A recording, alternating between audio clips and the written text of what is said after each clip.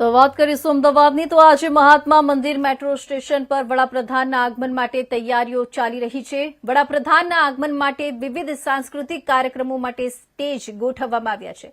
વિવિધ કલાકારોએ આદિવાસી પરંપરાગત નૃત્યો તેમજ કથક, મહારાષ્ટ્ર અને ગરબાનું આયોજન કર્યું છે। વડાપ્રધાન સાંજે 5:30 વાગે મહાત્મા મંદિર મેટ્રો સ્ટેશનની મુલાકાત લેશે। વડાપ્રધાન થોડીવારમાં મહાત્મા મંદિર મેટ્રો સ્ટેશન પર પહોંચશે, જ્યાં તેઓ મહાત્મા મંદિર મેટ્રો સ્ટેશનનું ઉદઘાટન કરશે। ત્યારબાદ વડાપ્રધાન રાજભવન જશે। વડાપ્રધાન રાજભવનમાં રાત્રિ રોકાણ કરશે। આવતીકાલે સવારે વડાપ્રધાન અને જર્મન ચાન્સેલર ગાંધી આશ્રમ અને પતંગ મહોત્સવની મુલાકાત લેશે। બપોરે 12 વાગ્યે તેઓ જર્મન ભારત દ્વિપક્ષીય બેઠકમાં ભાગ લેશે, જેનું આયોજન ગાંધીનગરના મહાત્મા મંદિર ખાતે કરવામાં આવ્યું છે।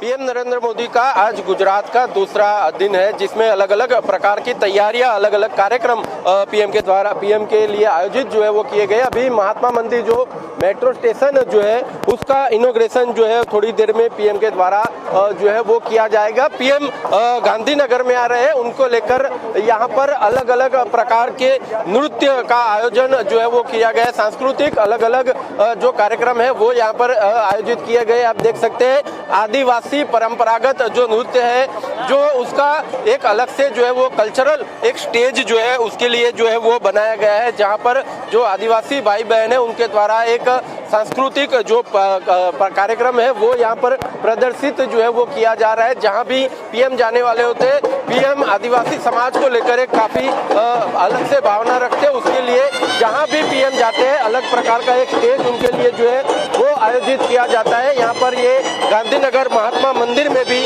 पीएम के स्वागत के लिए कल्चरल एक सांस्कृतिक कार्यक्रम यहाँ पर रखा गया है, जहाँ पर जो नृत्य यहाँ पर आप देख सकते हैं, जो अलग अलग तरीके के जो नृत्य है वो यहाँ पर जो है वो प्रदर्शित किए जा रहे हैं। आप देख सकते हैं पीछे की तरफ भी रास गरबा का आयोजन किया गया है। यहाँ पे जो भारतनाट्यम का जो एक अलग प्रकार का जो एक नृत्य है वो यहाँ पर जो कुछ बहनों के द्वारा यहाँ पर जो है वो प्रदर्शित जो है वो किया गया है।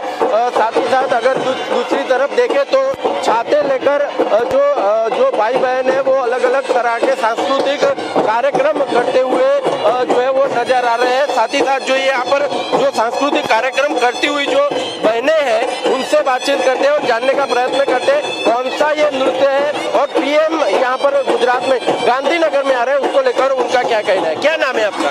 मेरा नाम डॉक्टर दिव्या ठक्कर प्रजापति है और हम यहाँ महसाना में कड़ी में से आए हैं, जो कि हमारे पीएम सर का घर जैसा ही है। वो हमारे बिल्कुल पड़ोसी हुए हैं। अच्छा, ये आप जो नृत्य कर रहे हैं इसका क्या नाम है? हम जो कर रहे हैं वो कथक नृत्य की प्रस्तुति कर रहे हैं। हम हमारे गुरु श्रीमती नम्रता शाह जी के स्टूडेंट्स हैं, जो नडियाद और आनंद से आई है।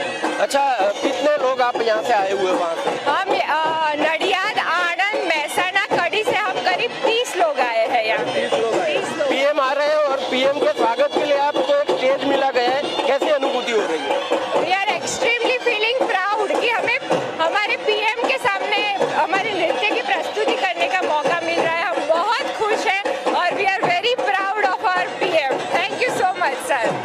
तो ये आप देख सकते हैं पीछे की तरफ भी अलग अलग तरह के जो सांस्कृतिक कार्यक्रम है वो यहाँ पर आयोजित किया गया है। साथ ही साथ जो आम जनता है उनके लिए भी आम जनता भी यहाँ पर पीछे अभी से जो है वो कतारों में लगी हुई है। पीएम की एक झांकी पाने के लिए जो लोग हैं वो यहाँ पर घंटों से यहाँ पर जो पीछे आप देख सकते हैं जो दांडी कुटीर है वहाँ भी लोग अभी से बैठ गए हैं कि उनको एक स्टेज मिल जाए, उनको एक जगह मिल जाए कि पीएम जब आए तो पीएम को वो अपनी आंखों से देख पाए। उसके लिए वो लोग अभी से यहाँ पर जो है वो लोग सुबह से यहाँ पर जो है वो लाइन में जो है वो खड़े हुए हैं कि जब पीएम आए तो उनके पीएम जो है वो उनको अपनी आंखों से वो देख सके। थोड़ी देर में पीएम यहाँ पर आएंगे और साथ ही साथ पीएम जब आएंगे तब ये सांस्कृतिक कार्यक्रम देखे हुए। साथ ही साथ जो मेट्रो स्टेशन जो कि जो अहमदाबाद गांधीनगर जो मेट्रो की जो फेज है उसका अंतिम फेज का ये अंतिम चरण है, उसका पीएम के द्वारा आज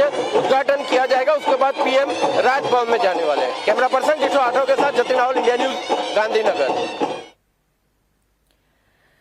તો આ તરફ અમદાવાદમાં ગાંધીનગરમાં જ્યાં મહાત્મા મંદિર મેટ્રો સ્ટેશન પર વડાપ્રધાનના આગમન માટે તમામ તૈયારીઓ પૂર્ણ થઈ ચૂકી છે. વડાપ્રધાન થોડી જ વારમાં અહીં પહોંચવાના છે. આ તમામ તૈયારીઓ અને માહોલ વિશે વધુ જાણકારી આપવા માટે અમદાવાદથી અમારી સાથે લાઈવ જોડાયા છે સંવાદદાતા જતીનભાઈ રાવલ.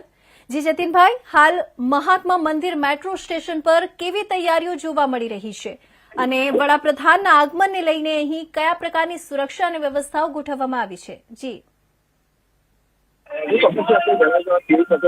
મહાત્મા મંદિર ખાતે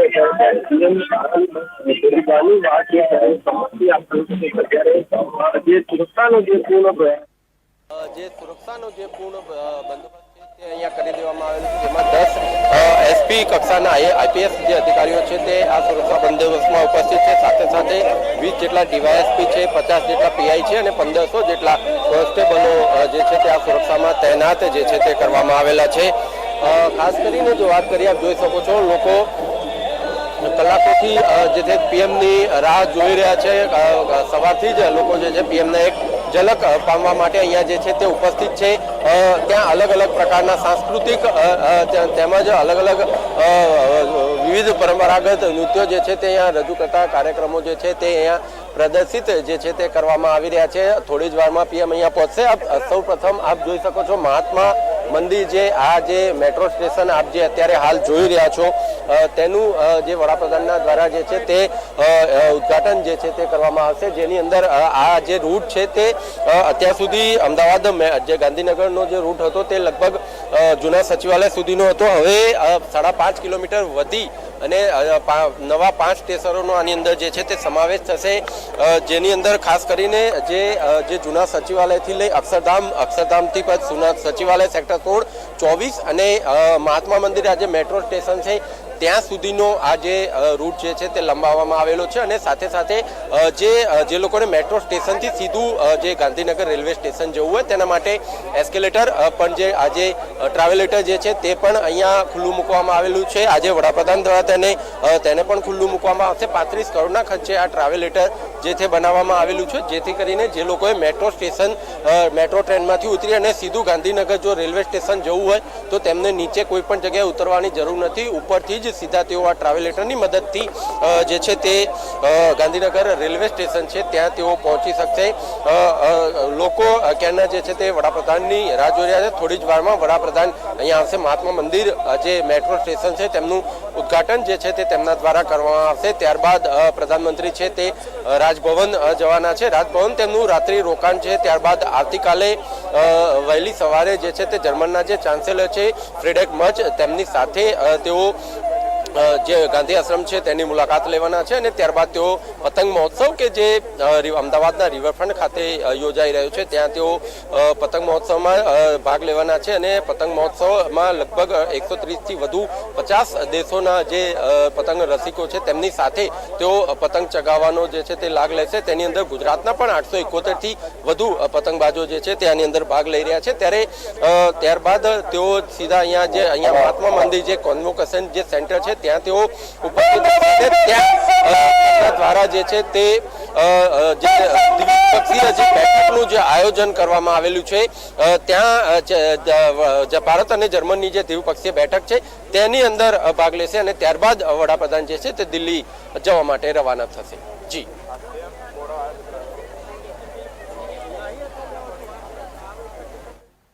જી જતીનભાઈ, ખૂબ ખૂબ આભાર તમામ વિગતો આપવા બદલ. હવે સમાચારમાં આગળ વધીએ અને વાત કરીએ સુરતની.